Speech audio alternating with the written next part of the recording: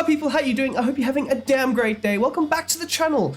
Today we'll be looking to implement and replicate Vincent Kompany's 4-4-2 Burnley tactics into FC24. Of course, if you do enjoy this video, please don't forget to smash that like button down below, subscribe if you are new and you like the content, as well as hit the bell notifications. It will let you know whenever I post a video, and yeah, we can go from there. Anyways, let's hop on straight into the goddamn video.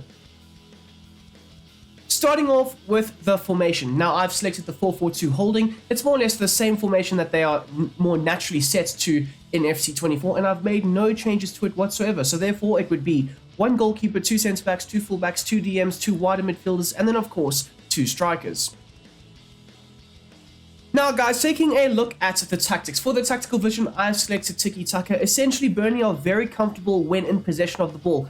A lot of their players are very press resistant. They constantly move, rotate, look for the spaces, look to try and supply the ball carrier or the player that's in possession of the ball with passing options in and around them. And I do think that tiki-taka more or less reflects and replicates a very good Burnley system under the likes of Vincent Kompany. Let's not forget as well, they have very good ball-playing centre-backs. That's a key element to the success of this Burnley side and how they tend to play out from the back. So now moving on to the defense and the defensive style, I've set this to pressure on heavy touch. Essentially, Burnley, especially this season, they've had to kind of rewire how they set out on the defensive end of things. Not overly and aggressively always pressing the opposition, working effortlessly off the ball to try and win it back, because essentially Burnley's quality in the side, they do have quite a few young players who are still developing and getting there, but the quality isn't always there. So Kompany's had to kind of rework how his team sets out. So it's more about making sure that structurally you're sound, and then you can look to press and probe and force errors and mistakes. And essentially that is what they tend to do, pressing the backline, pressing the goalkeeper, forcing him into those long ball situations. Playing into the hands of what Burnley are looking for, having the centre-backs win those aerial duels, circulating the ball back into Burnley's possession essentially. So yes, pressure on heavy touch will do the trick very well. As for the team width, I've left this on 50. It will allow you to create a lot of man-v-man situations throughout the entirety of the midfield, whether it's, the strikers matching up with the opposition centre-backs, the wider players matching up with, the wingers and the fullbacks. So you want to try and, have that very good aggressive man-v-man system working for you in your favor. Now moving on to the team's depth. I've set this to 60. Essentially with tiki-taka, you can't really play high lines, but you will be playing a high mid-block with, the depth being set to 60. Essentially, this will still help with the possession, pushing the team nice and high up the field, but it will also minimize and reduce the risk factor of you possibly also being exploited from a potential through ball in behind.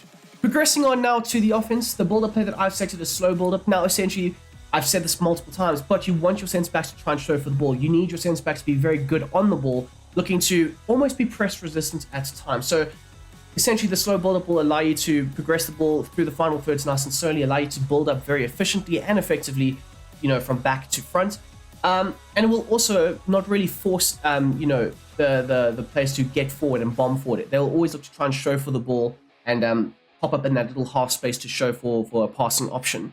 As for the chance creation, this is set to balance, allowing you to incorporate the various different other aspects of it, whether it's, possession, which Burnley are very good at doing, but at the same time, when they are up against a Tottenham Hotspur or a Manchester City, they'll also look to have a bit more of a pragmatic approach to it. They will look to maybe sit back a bit more, soak up the pressure, and then go a bit more direct into the front line, into the space in behind the opposition's backline. So I think a balanced approach can allow you to incorporate these various different aspects to your game plan. Now, taking a look at the team's width on the offensive end, I've set this to 50. It's a very balanced approach.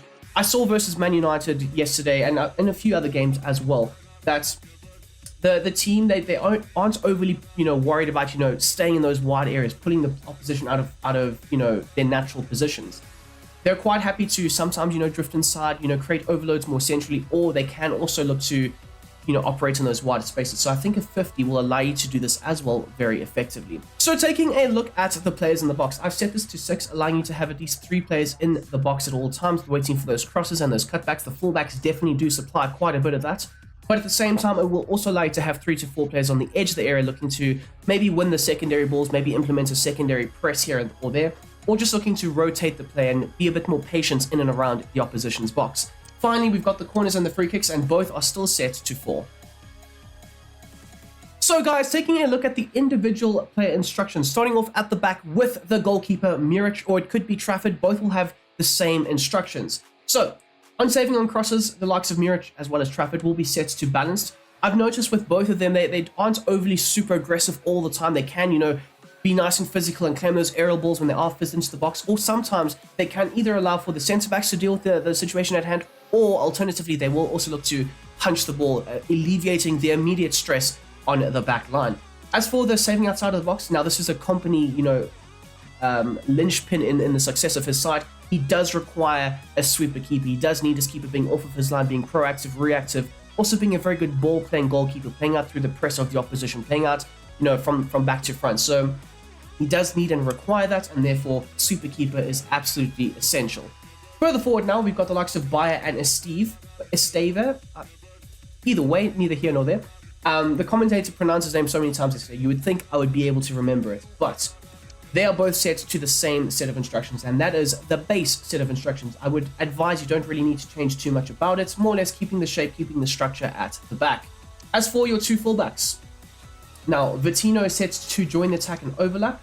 Now essentially you do want that bombing on fullback, and I will say this, if you are up against the likes of a Manchester City, put both of your fullbacks onto a balanced approach, allowing them to sometimes get forward, other times stay a bit further back, because you don't want to be overly exploited, and especially in a 4-4-2 system, you can somewhat be left, high and dry at the back. So yes, you will have that nice attacking fluidity going forward, maybe against the lesser sides, maybe against the sides that you can look to try and dominate, but I would suggest against the bigger sides, the sides that you might not feel as comfortable, with, maybe, just hone it in a bit more and set it to balance, but otherwise join the attack as well as overlap, and then of course stick to position.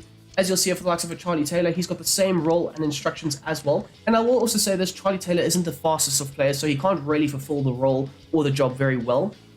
So if you do have a career mode or something like that, maybe look to try and, bring in an adequate bombing on, more attacking style left back that's got a bit more pace in his legs. Now, into the double pivot of Cullen and Burge. They were very good yesterday. They were very solid, compact, very good at rotating possession, and that's more or less what you're looking for. They weren't in the box looking to attack and, be that extra man. They were more so on the edge of the area, trying to either, implement a solid press or either rotate the pace of play. So, for the defensive behavior for both of them, they'll also both be set to the same set of instructions. They will be set to the balanced approach, allowing them to just maintain the shape and the structure more centrally. The attacking support is set to stay back while attacking. Now, this will prevent them from being able to break into the box. It won't prevent them from getting high up the field, because they can tend to do that very nicely, but it will just allow them to more or less maintain the midfield positions. Then, of course, the interceptions will be set to normal. You don't want them aggressively pressing or, stepping out of position and exploiting those central areas of the field. Paired up with the fact that they will be told to stick to position. Again, you want your centre-backs to be able to get on the ball and progress it forward. You don't necessarily always want the likes of a Sander Burge or a Cullen dropping a bit deep and dropping into the pockets of space.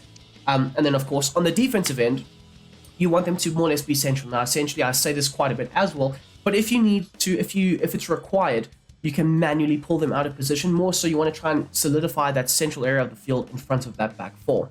As for the likes of Cullen, as you'll see here, he's got the same role and instructions as well. Now, out wide to your left and your right midfield, we've got the likes of Larson and Odebear. Now, this could be a Ramsey and a Koleosho or a Redman.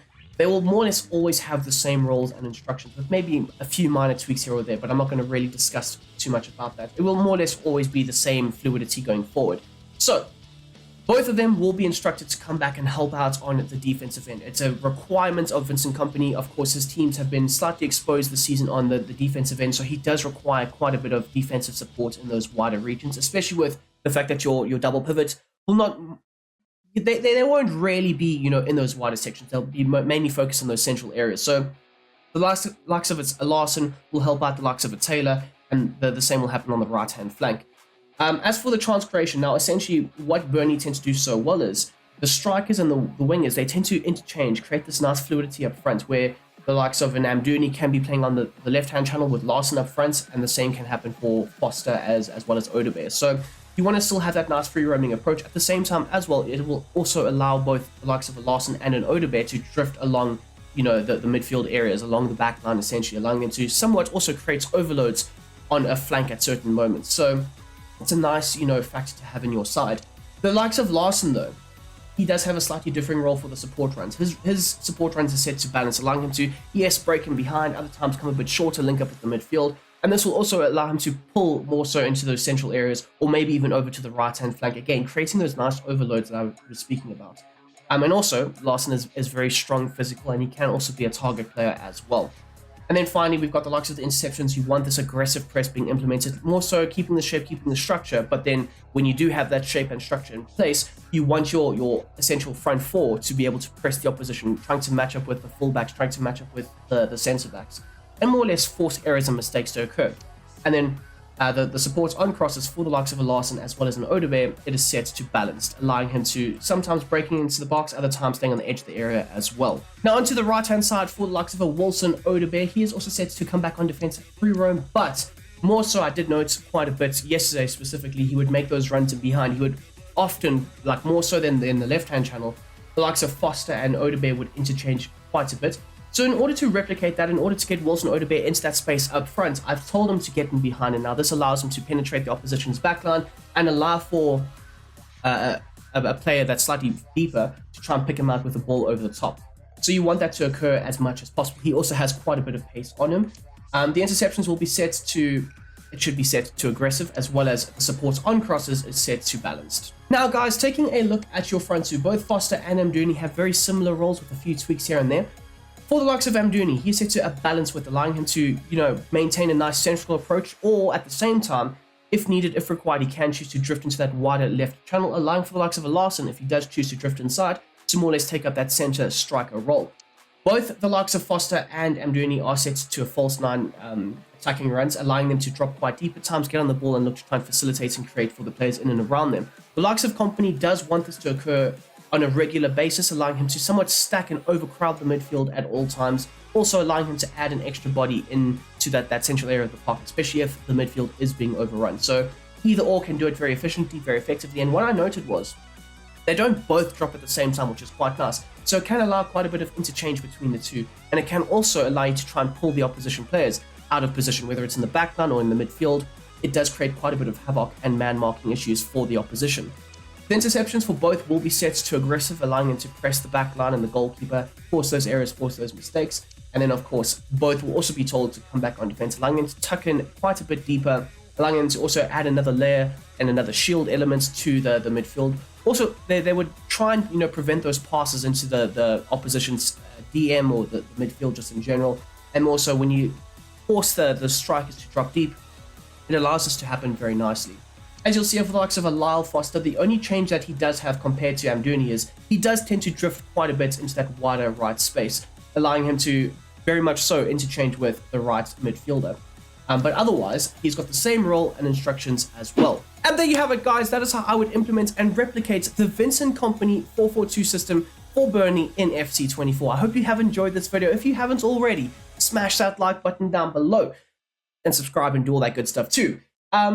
Now, out of 10, I would give the system a 7.5. It's a very different system. I do love the elements of either striker dropping deeper, and both can do this role very effectively.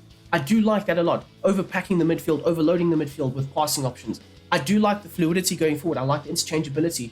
But defensively wise, you can be exploited and exposed. So that is the reason why I've marked it down a little bit. But it is a very different 4-4-2 system that I have created right here, right now. So you guys can try it out and let me know down below in the comment section if you have enjoyed it. If you haven't, well, you can let me know. If I've made a mistake, also let me know in the comment section. I'm always open to constructive criticism.